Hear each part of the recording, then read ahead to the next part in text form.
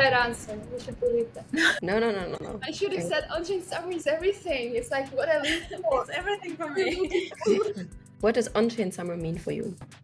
I have to be honest. So it's basically a program organized by Base. I wouldn't say it's in my calendar. There is normal months and then there is on-chain summer.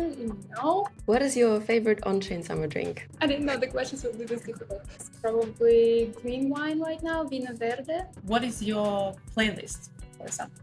Just listen to the same thing. Same liked songs. I don't have a playlist. I just like songs. And what is the direction, maybe style? Oh, it's a mix. Eminem, Fred again, some techno stuff, some folk music, they just all mix together. How do you touch grass? I walk.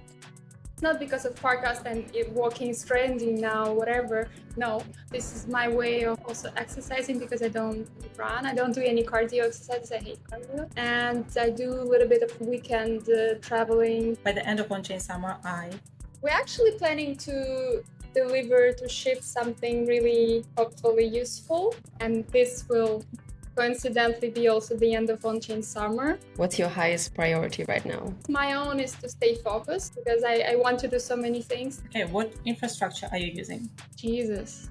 We a fabric for all the existing protocols. So we basically combine them all together and display them to the user. So we index shitloads of information and display it to you in the most usable, convenient way. What's your unpopular opinion, unless you have only popular opinions? I only have popular ones. But I don't know what's even popular anymore. Like, how is the fact that Farcast is getting boring? I think it's popular right now. Are you up for a challenge? No. Yes. You could be the first person who said no. No. Okay, let's do it. So what card would you like me to open? Yellow or greenish yellowish. Oh, the wrong answer. Please. Favorite touching grass activity?